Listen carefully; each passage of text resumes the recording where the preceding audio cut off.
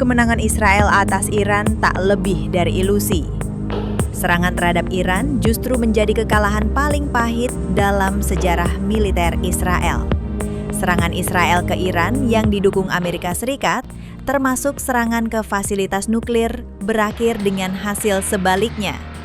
Iran justru keluar sebagai pihak yang bertahan kuat, bahkan makin solid secara internal. Rencana lama yang gagal total. Serangan terhadap Iran bukanlah keputusan mendadak. Operasi ini telah dirancang selama bertahun-tahun dengan infiltrasi agen-agen Mossad dan penggunaan drone bersenjata. Banyak mata-mata yang direkrut dari pengungsi korban perang Amerika Serikat di Afghanistan yang memasuki Iran. Target awal adalah para pemimpin militer dan ilmuwan nuklir Iran.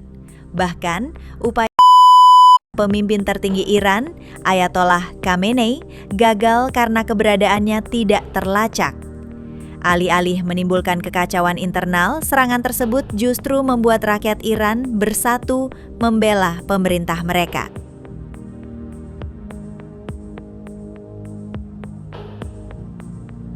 Iran merespons dengan serangan drone dan rudal yang intens dan meningkat setiap harinya. Sistem pertahanan udara Israel gagal menahan gempuran ini.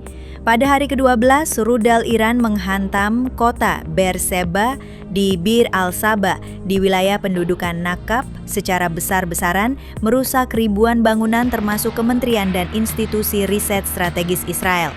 Fakta bahwa Perdana Menteri Israel Benjamin Netanyahu mendesak gencatan senjata menjadi bukti bahwa pihaknya tidak mampu mengendalikan keadaan. Gencatan ini bahkan tidak diformalkan secara resmi, hanya menjadi kesepakatan diam-diam bahwa Israel akan berhenti menyerang jika Iran juga berhenti. Dampak yang justru menguatkan Iran. Alih-alih membuat Iran hancur, perang ini justru memperkuat posisinya. Serangan yang menewaskan lebih dari 600 warga sipil dan melukai hampir 5.000 orang termasuk anak tidak menggoyahkan pemerintahan Iran. Penghancuran gedung-gedung apartemen mirip dengan kekejaman yang terjadi di Beirut.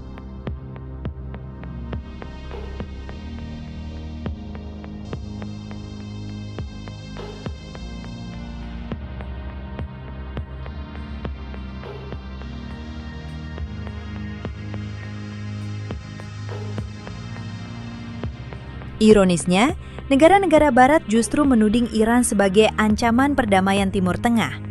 Padahal, Iran belum pernah memulai perang sejak diserang Irak pada 1980. Bandingkan dengan Israel yang tak pernah berhenti berperang dan telah menewaskan puluhan ribu orang sejak berdirinya Republik Islam Iran. Kegagalan strategi dan propaganda Trump. Meski awalnya mengaku tidak terlibat, Trump kemudian mengakui partisipasi Amerika dalam serangan terhadap Iran. Ia bahkan menyebut dirinya menyelamatkan Ayatollah Khamenei dari kematian. Klaim bahwa fasilitas nuklir Iran dihancurkan total ternyata hanya bualan. Iran mengakui adanya kerusakan serius, tetapi berhasil memperbaiki situs Fordo hanya dalam beberapa hari. Dengan target utama yaitu kehancuran total fasilitas nuklir gagal tercapai, maka serangan Amerika dan Israel dinilai sebagai kegagalan strategis.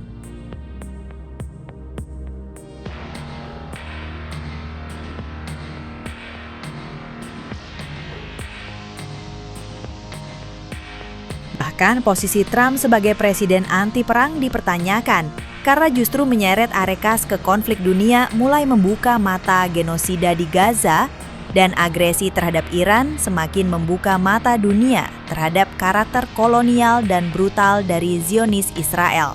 Israel kini dianggap sebagai bangsa yang paling dibenci secara global karena kejahatan kemanusiaan yang dilakukannya secara terang-terangan. Serangan udara ke tenda pengungsi dan pembunuhan warga yang antre makanan di pusat bantuan yang dipalsukan menjadi bukti kebrutalan baru dalam sejarah genosida. Médecins Sans Frontières menyebut tindakan ini sebagai pembantaian yang disamarkan sebagai bantuan kemanusiaan. Sebagai pukulan simbolis terakhir bagi Israel, masyarakat New York memilih Zoran Mamdani, seorang Muslim keturunan India kelahiran Uganda, sebagai kandidat wali kota dari Partai Demokrat. Mamdani adalah pendukung gerakan BDS dan secara terbuka menyebut tindakan Israel di Gaza sebagai genosida.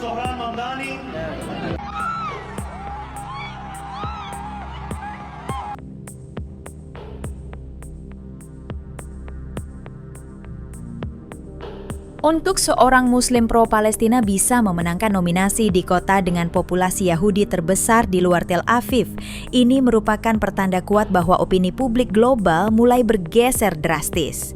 Survei terbaru menunjukkan hanya 46% warga Amerika yang bersimpati pada Israel, terutama generasi muda yang semakin kritis terhadap kebijakan luar negeri Amerika Serikat. Dari segala sudut pandang, klaim kemenangan Israel atas Iran sangat tidak berdasar. Kekalahan ini adalah salah satu yang paling memalukan dalam sejarah militer Israel. Meski perang dihentikan, tak diragukan bahwa Israel tengah menyusun rencana baru untuk kembali menyerang Iran. Tapi kali ini dunia telah melihat siapa sebenarnya yang menjadi agresor.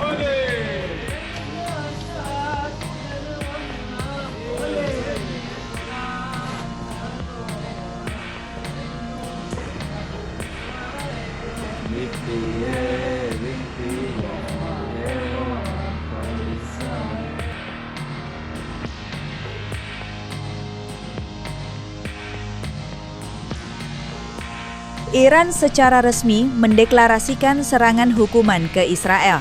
Panglima militer tertinggi Iran, Mayor Jenderal Abdul Rahim Musavi, menegaskan bahwa Amerika Serikat AEC pun tak akan bisa menyelamatkan Perdana Menteri Israel Benjamin Netanyahu dari konsekuensi tersebut. Awalnya, Musavi menekankan bahwa eksekusi dari rencana hukuman dari Iran ke Israel sudah siap. Namun, ia menyatakan bahwa keadaan belum mengharuskan pelaksanaan hukuman penuh itu. Baru setelah itu, Musavi memperingatkan bahwa jika pembalasan hukuman terjadi, maka Amerika pun tak akan mungkin bisa menyelamatkan Netanyahu. Lebih lanjut, Musavi menerangkan bahwa serangan hukuman Iran ini dibuat sesuai dengan arahan pemimpin revolusi Islam Ayatollah Sayyid Ali Khamenei. Merujuk pada aksi balasan sebelumnya, Iran berhasil membuat kewalahan rezim Zionis. Lantaran ratusan rudal balistik termasuk varian supersonik dan multi hulu ledak menargetkan pusat militer, nuklir dan industri di seluruh wilayah Zionis.